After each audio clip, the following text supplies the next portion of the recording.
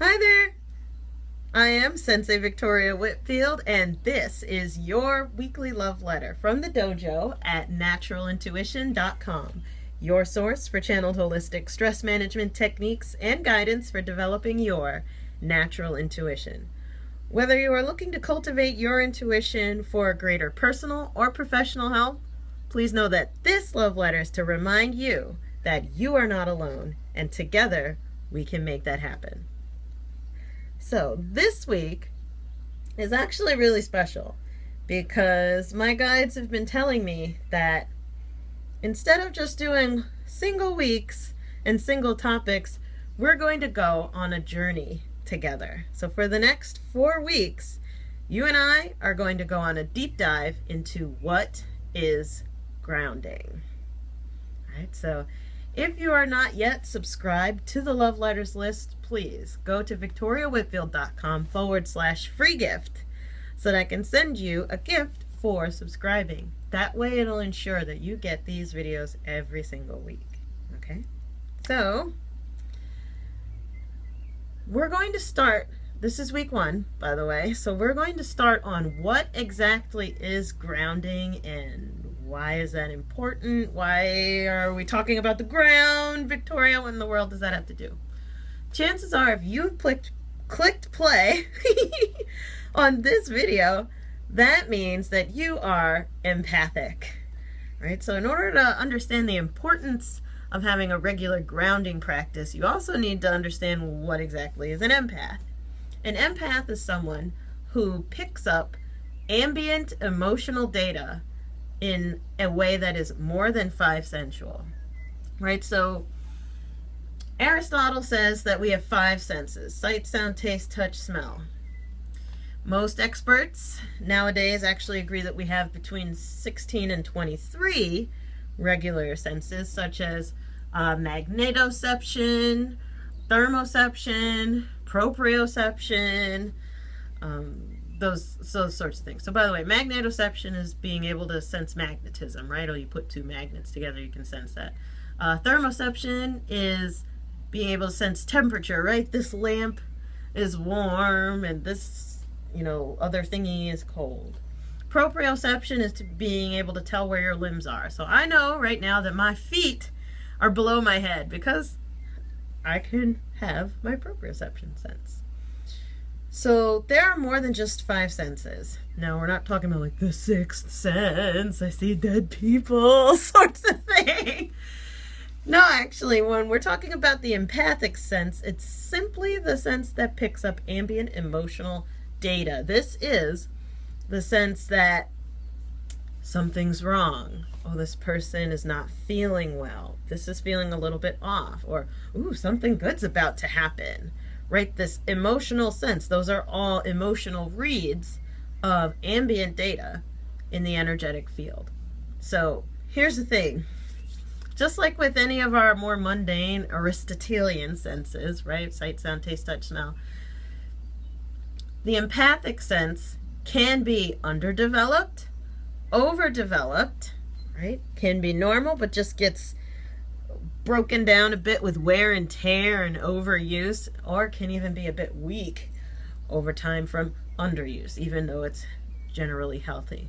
The same way that if you keep your eyes closed for a really long time in a bright space, when you open them up, they're a bit shocked, right? The muscle strain, it's kind of hard to perceive dimension, shape, form, color, etc. with your eyes because they have to adjust, right? There's an adjustment period. Or for a nose that's extra sensitive, can't really be around people that wear certain colognes and so on and so forth. So there are some people who have overdeveloped senses, some people have underdeveloped senses, and then there are those of us who, we have our normal senses, but they get congested or overstimulated from time to time. The same goes for the empathic sense. But what if you have to blow your nose, so to speak, for your empathic sense? How does that work? Grounding! Yay! So, grounding is essentially the regularized practice of clearing and managing your empathic systems. Now, your empathic sense systems within your energetic field have an influence on your emotions. They have an influence on your physical body. They have an influence on how you manifest things. But the grounding practice in particular is different ways of maintaining the health of your empathic sense. Now, there are ways to ground physically, mentally and emotionally, and spiritually as well. If you want a very, very big list of ways, and ways for also to assess yourself, I would highly recommend, if you haven't gotten it yet, my book, Natural Intuition Now, Up-Level Your Life by Awakening Your Innate Spiritual Senses. This is book 1 for beginners. There's a whole chapter. The largest one in the book is actually dedicated to this subject, right? Grounding. Now, to end the final point, right, on this video is I would like to make a bit of a parallel between grounding and your emotional and empathic bodies and your electrical body and electrical systems. Dun, dun, dun, introducing a plug and a socket, right? This is the plug, this is the socket, yes? So listen to me not only on the engineering side, but also on the energetic side, as well as I describe this to you. In any electrical system in a house, there are these plugs, right? You know, if you're trying to plug your lamp in, hello, lamp, right? This one in particular has 2 prongs, positive, negative currents flow through those 2 prongs. And that's what creates a basic electrical current. It's positive and negative here. So, you know, just look at one of these. Positive and negative. Now, it's the contrast that allows for the energy to flow through and to them. That contrast is necessary. The yin and the yang causes universal movement. Yes, yes, right? But what happens if a system is not grounded is that if there is a disturbance in the electrical field, such as a lightning storm, right? Lightning, pow, strikes the house. It disturbs the grid and can actually cause a surge of energy to come through, and even, maybe this has happened to you, bust the light bulbs, the lights go out, or, you know, the circuit breaker trips. The circuit breaker is actually there as a failsafe to make sure that the house doesn't catch on fire. But if that wasn't there, it absolutely would have, right? Because there's too much energy flowing through here. It's supposed to be flowing in a constant stream. Positive, negative, positive, negative. That's how we generate electricity. The point of having a ground, right, this third hole on a plug, is actually when you plug that machine in, whatever it is, it has to have a ground because it pulls more energy than the average 2-prong machine. So if I'm plugging in my phone to charge or a lamp to turn it on and use it, that only pulls a certain number of amps. However, if I'm looking to use a jackhammer, a shop vac, a fridge, or a washing machine, these types of machines pull a lot more amps and voltage than a 2-prong machine would.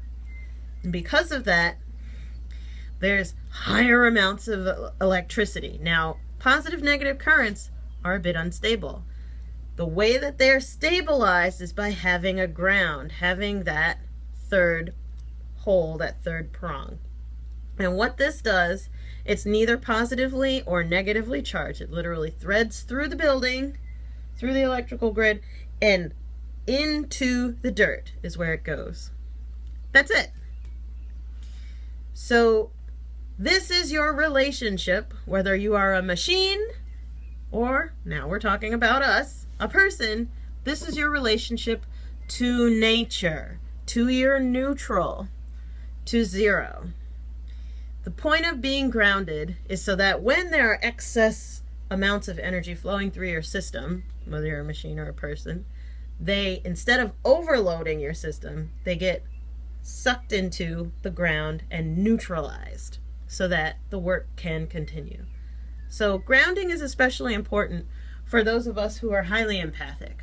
We're taking in a lot of emotional data. Maybe our sense, if you're watching, if you're like me, is more sensitive than the average bear. Maybe you pick up on more people's feelings, more of your clients get to you, those commercials of like the animals and stuff, you can't take it because you just feel the emotion in your body, right? Maybe you can't even be in crowds because it's just too much energy, right? Too much empathic energy for you to process. If that's you, stay tuned to this series because we're going to cover exactly what you can do to best manage your energy. Now, if as I'm saying this, someone else is coming to mind, please share this video. Make sure that they subscribe at victoriawhitfield.com/free gift so they get their healing meditation, by the way, for signing up. That'll already start grounding you. So that's instant relief if you're in an overwhelmed state. To close, I'd love to pick an oracle card, as always, from the Archangel Raphael Healing Cards deck. Another Doreen Virtue deck. We're on 20 now, I think, at the dojo. Angels, what do we need to know right now about beginning our month-long deep dive into grounding? Leave a stressful situation behind. Leave it behind. I like the unicorn. Dear Archangel Raphael, thank you for giving me the courage and willingness to take good care of myself, including surrounding myself with healthy relationships and positive situations. So what I love about how the angels have picked this card for you today is that this week in particular, focus on just letting things go. Surround yourself in positive situations. Keep a lookout, right, for things that are overwhelming you energetically. Be conscious of the fact that you have an empathic sense that's taking in emotional data and it needs to be cleared. And stay tuned. Next week we're going to start covering exactly how. Next week we're going to talk about physical grounding. Okay? I'll see you then. Bye.